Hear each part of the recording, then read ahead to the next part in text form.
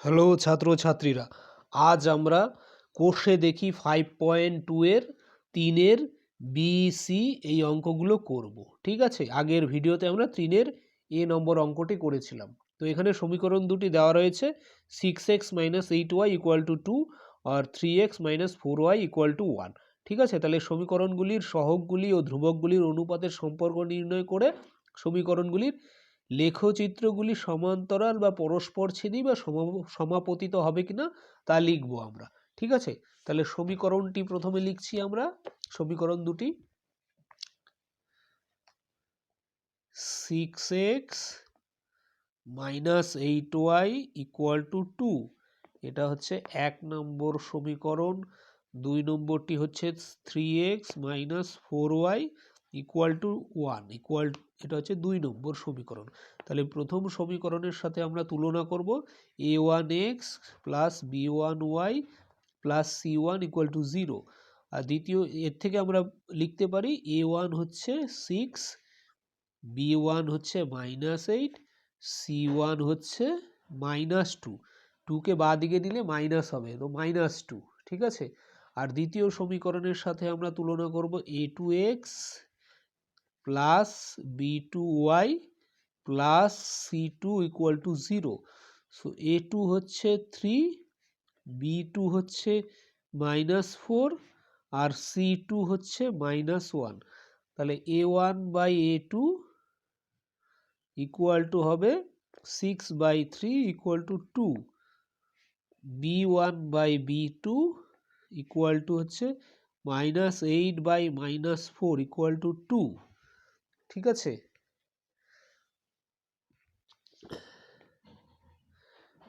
c1/c2 = -2/-1 = 2। ঠিক আছে, c1/c2 ও 2। তাহলে এখান থেকে আমরা কি সম্পর্ক পাচ্ছি, a1/a2 = b1/b2 = c1/c2। তাহলে এটা কখন হয়, যখন সমীকরণ দুটির লেখচিত্র সমাপতিত হয়। লেখচিত্র দুটি সমাপতিত হবে। ঠিক আছে, লেখচিত্র দুটি সমাপতিত হবে এবং অসংখ্য সাধারণ সমাধান থাকবে। ঠিক আছে, এটা গেল 3-এর বি। এবার 3-এর সি নাম্বারটা দেখছি। 3-এর সি হচ্ছে 8x - 7y = 0, 8x - 7y = 56। 8x - 7y = 0, এটা সমীকরণ 1। 8x - 7y = 56 এটা সমীকরণ 2। তাহলে প্রথম সমীকরণের সাথে তুলনা করব, a1x + b1y + c1 = 0। এখান থেকে বলতে পারি a1 হচ্ছে 8, b1 হচ্ছে -7 আর c1 হচ্ছে 0। আর দ্বিতীয় সমীকরণের সাথে তুলনা করব, a2x + b2y + c2 = 0। তাহলে a2 হচ্ছে 8, b2 হচ্ছে -7 আর c2 হচ্ছে -56। ঠিক আছে, এইবার আমরা এখান থেকে লিখতে পারি a1/a2 = 8/8 = 1, b1/b2 = -7/-7 = 1। তাহলে এই দুটো সমান পেয়েছি, দুটো সমান হচ্ছে, তাহলে আমরা c1/c2টাও বের করব। c1/c2 হচ্ছে 0/-56। ঠিক আছে, তো এখান থেকে আমরা বলতে পারি c1/c2 হচ্ছে 0। তাহলে a1/a2 = b1/b2 not = c1/c2। তাহলে এই সম্পর্কটা পেলাম। তাহলে এই সম্পর্ক কখন হয়, যখন লেখচিত্র দুটি সমান্তরাল হয়। লেখচিত্র দুটি সমান্তরাল হয় এবং কোনো সাধারণ সমাধান থাকে না। পরস্পর সমান্তরাল হবে এবং কোনো সাধারণ সমাধান থাকবে না। ঠিক আছে, এটা গেল সি নাম্বার। আচ্ছা, এবার আমি ডি নাম্বারটা দেখছি। আচ্ছা, ডি নাম্বারটা তোমরা তাহলে নিজেরাই সহজেই করে নিতে পারবে। দেখো এখানে A1 তো 4 হবে, B1 হবে -3, A2 হবে 4, B2 হবে -5, তাহলে A1/A2 হবে 4/4 আর B1/B2 হবে -3/-5 মানে 3/5। তাহলে এখান থেকে সহজেই বোঝা যাচ্ছে A1/A2 not equal two B1/B2। তাহলে এটা কখন পাই আমরা? A1/A2 not equal two B1/B2 যখন সমীকরণ দুটির লেখচিত্র দুটি পরস্পর ছেদী হবে। ঠিক আছে, পরস্পর ছেদী হবে মানে একটি মাত্র সাধারণ সমাধান থাকবে। তাহলে তৃতীয়টির ক্ষেত্রে আমরা সহজেই বলতে পারি এই সমীকরণ দুটি লেখচিত্র দুটি পরস্পর ছেদী হবে। তো এখানে আমাদের লেখচিত্র অঙ্কন করতে হবে না। ঠিক আছে, এটা গেল 3-এর অঙ্ক। এবার আমরা যাচ্ছি 4-এর অঙ্ক। নিচের প্রতিজোড়া সমীকরণগুলির মধ্যে যেগুলি সমাধানযোগ্য তাদের লেখচিত্র এঁকে সমাধান করি এবং অসংখ্য সমাধানের ক্ষেত্রে 3টি সমাধান লিখি। তাহলে নিচের প্রতিজোড়া সমীকরণের ক্ষেত্রে যেই সমীকরণগুলি সমাধানযোগ্য, ঠিক আছে, তাহলে সমাধানযোগ্য কখন হয়? যখন লেখচিত্রগুলি পরস্পর ছেদী হয় বা লেখচিত্রগুলি সমাপতিত হয়। লেখচিত্রগুলি যদি সমান্তরাল হয় তাহলে তো কোনো সমাধান পাওয়া যায় না। তাহলে এখানে শুধু বলেছে যেগুলো সমাধানযোগ্য তাদের লেখচিত্র অঙ্কন করতে হবে।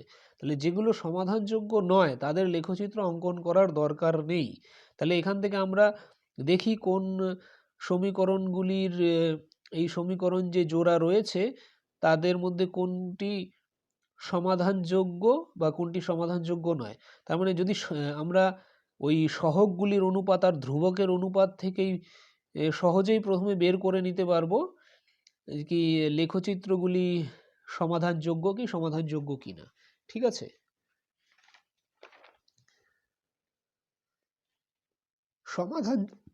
সমাধানযোগ্য হলে সমাধানটি বের করতে হবে। আচ্ছা, প্রথম সমীকরণ রয়েছে 4x + 3y = 20 আর 8x + 6y = 40। তাহলে এটা হচ্ছে 1 নম্বর সমীকরণ, এটা হচ্ছে 2 নম্বর সমীকরণ। ঠিক আছে, তাহলে এখান থেকে আমরা বলতে পারি প্রথমটির ক্ষেত্রে a1x b1y + c1 = 0। তাহলে প্রথম ক্ষেত্রে a1 হচ্ছে 4, b1 হচ্ছে 3 আর c1 হচ্ছে -20। আর দ্বিতীয়টির সাথে তুলনা করব a2x b2y + c2 = 0। তাহলে a2 হচ্ছে 8, b2 হচ্ছে 6, ঠিক আছে, আর c2 হচ্ছে -40। তাহলে এখান থেকে আমরা বলতে পারি a1/a2 = 4/8 মানে হাফ।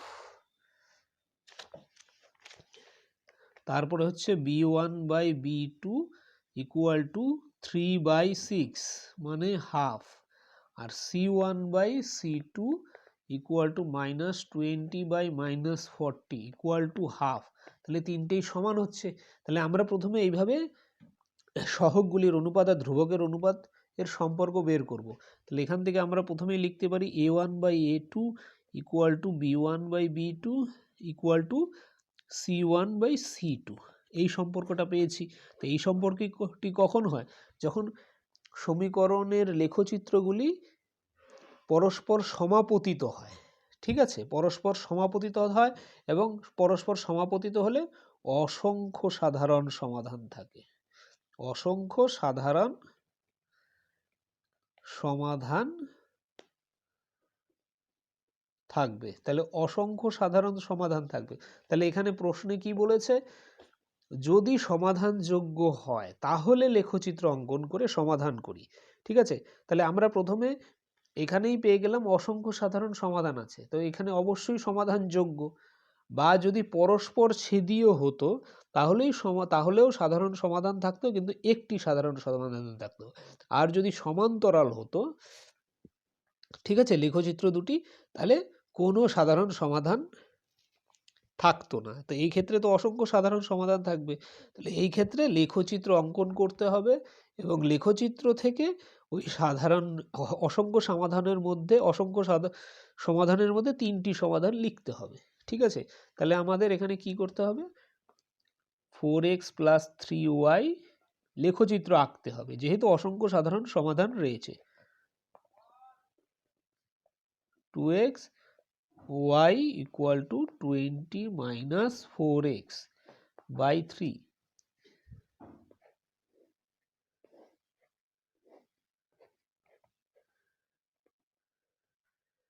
তাহলে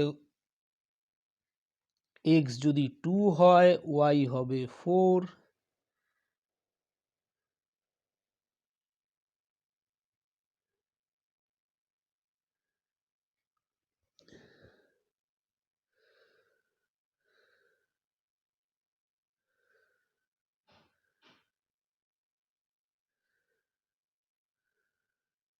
যদি x যদি 5 হয়, y হবে 0,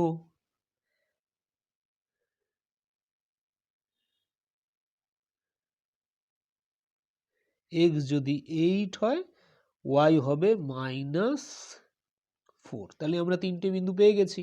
আর দ্বিতীয়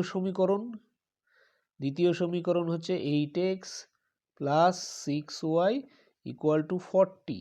তাহলে 6y = 40 - 8x। তাহলে y = 40 - 8x / 6।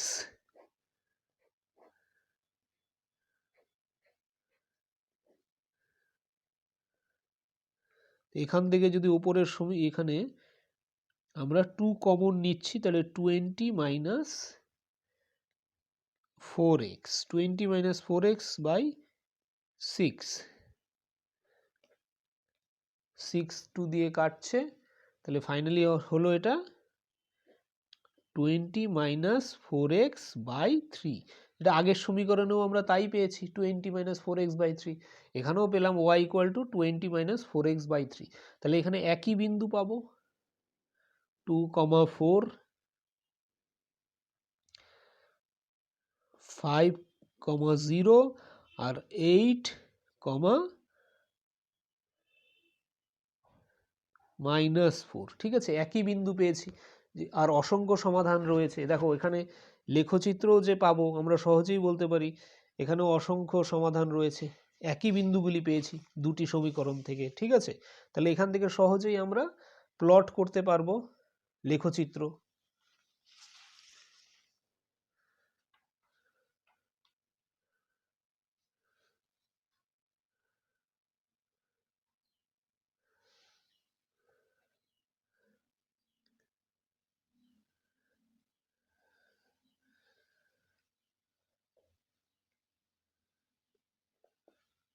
y অক্ষ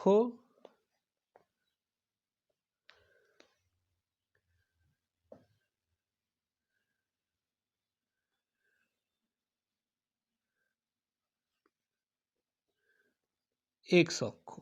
ঠিক আছে? তাহলে বিন্দুগুলো দেখি আমরা। বিন্দুগুলো রয়েছে 2, 4, x2 y হচ্ছে 4, এই বিন্দুটা 2, 4, পরেরটা হচ্ছে 5, 0, পরেরটা 8 হচ্ছে 8, -4, 8, -4, এটা হচ্ছে 5, 0, এটা হচ্ছে 2, 4, এটা হচ্ছে 8, -4।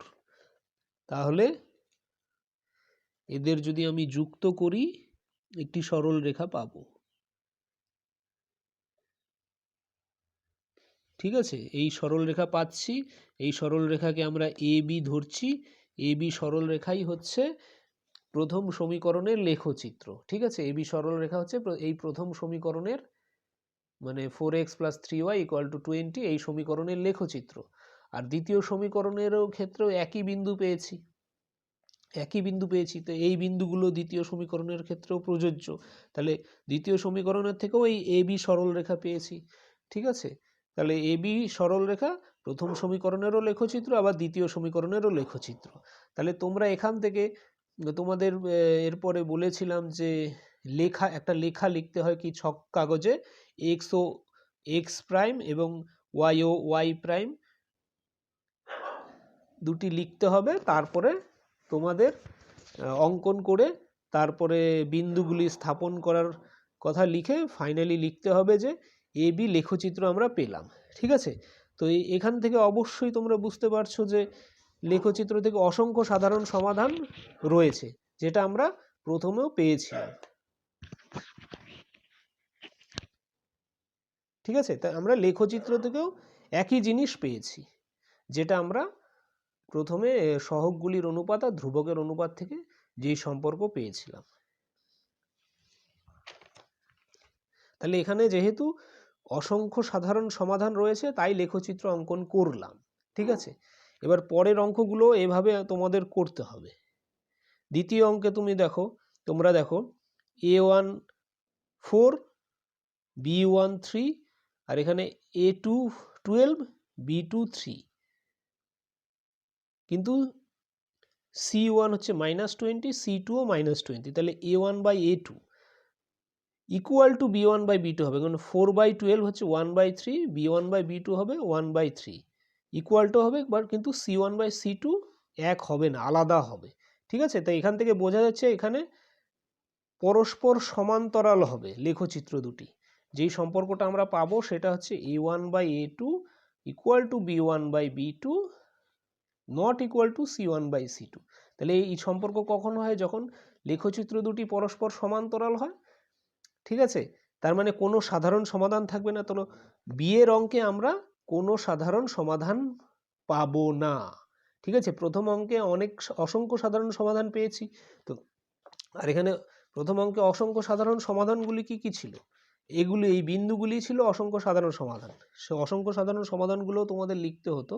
ঠিক আছে, সেটা তোমরা এইভাবে লিখবে, x equal to 2 y equal to 4, যখন x equal to 2 y equal to 4, x equal to 5 y equal to 0, আর x ইকুয়াল টু যখন 8 y ইকুয়াল টু -4। এটা হচ্ছে অসংখ্য সাধারণ সমাধান। ঠিক আছে, আর এই অঙ্কের ক্ষেত্রে, দ্বিতীয় অঙ্কের ক্ষেত্রে আমরা সহগগুলির অনুপাত, সহগগুলি এখানে কি হবে? A1 হচ্ছে, স্পষ্টতই বুঝতে পারছো, A1 হচ্ছে 4, B1 হচ্ছে 3 আর C1 হচ্ছে -20।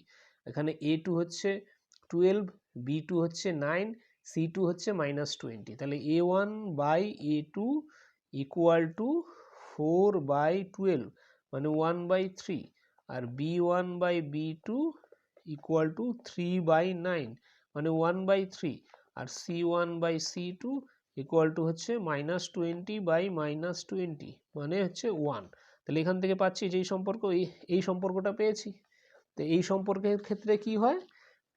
পরস্পর সমান্তরাল হয় লেখচিত্র দুটি। ঠিক আছে, তো পরস্পর সমান্তরাল হলে কোনো সাধারণ সমাধান থাকে না। তাহলে দ্বিতীয় অঙ্কের ক্ষেত্রে উত্তর হবে কোনো সাধারণ সমাধান থাকবে না। ঠিক আছে, তাহলে এটার লেখচিত্র করার দরকার নেই। তো এই অনুরূপভাবে আমরা পরের অঙ্কগুলো এভাবে করতে পারি। শুধু আমাদের প্রথমে দেখতে হবে সহগগুলির অনুপাত আর ধ্রুবকের অনুপাতের সম্পর্ক থেকে দেখতে হবে কি কোনো সাধারণ সমাধান আছে কি না। পরস্পর সমান্তরাল হলে লেখচিত্র যদি এই সম্পর্ক আসে তাহলে কোনো সাধারণ সমাধান থাকবে না। কিন্তু যদি এই সম্পর্ক আসে তখন অসংখ্য সাধারণ সমাধান থাকবে। আর যদি A1 by A2 not equal to B1 by B2 এই সম্পর্ক পাই, তাহলে একটি মাত্র সাধারণ সমাধান থাকবে। তাহলে তৃতীয় অঙ্কের ক্ষেত্রেও এখান থেকে আমরা বলতে পারি A1 by A2, A1 by A2 কত হবে? এটা হলে 16/3 হবে, আর এটার ক্ষেত্রে হবে 24 -24। ঠিক আছে, B1 বাই B2। তো এখানে বোঝা যাচ্ছে A1 by A2 not equal to B1 by B2। C number অঙ্কটা যদি আমরা দেখি, সি নম্বর অঙ্কটায় আছে 4x plus 3y equal to 20, আর আছে 3x বাই 4 8। ঠিক আছে, তাহলে এখান থেকে আমরা একবারে করে ফেলি। A1 বাই A2 হবে 4/8, 3/4 ইকুয়াল টু হচ্ছে 16/3, আর B1/B2 হবে 3/-1/8। ঠিক আছে, এখানে উপরে 1 ধরেছি, তাই এর সহগ y এর সহগ কি হবে? এখানে y এর আগে 1 ধরতে হবে, তাহলে এটা -1/8। এখানে y এর সহগ 3, এখানে y x এর সহগ 4, এখানে x এর সহগ 3/4। ঠিক আছে, ওই জন্য x এর সহগ 3/4 লিখেছি। তো 4টা উপরে চলে যাবে, 16/3। এখানে হবে B1/B2, এখানে হবে 3, উপরে 3 হবে B1, নিচে হবে -1/8। এটা হবে -24। তাহলে এখান থেকে বোঝাই যাচ্ছে A1/A2 not equal two B1/B2। তাহলে এই সম্পর্ক কখন পাই? যখন লেখচিত্র দুটি পরস্পর ছেদি হয়, আর পরস্পর ছেদি হলে একটি মাত্র সাধারণ সমাধান থাকবে। তাহলে 4-এর যে C নম্বর অঙ্কটি রয়েছে, এখানে আমরা একটি মাত্র সাধারণ সমাধান পাবো। তাহলে তোমরা এখান থেকে লেখচিত্র অবশ্যই অঙ্কন করতে পারবে। ঠিক আছে, লেখচিত্র অঙ্কন করে দেখবে সেটা এরকম দুটি সমীকরণের যে লেখচিত্র দুটি এরকম পরস্পর ছেদি হয়েছে এবং একটি মাত্র সাধারণ সমাধান তোমরা পেয়ে যাবে। ঠিক আছে, এবং ওটাই হচ্ছে এর সমাধান। ঠিক আছে,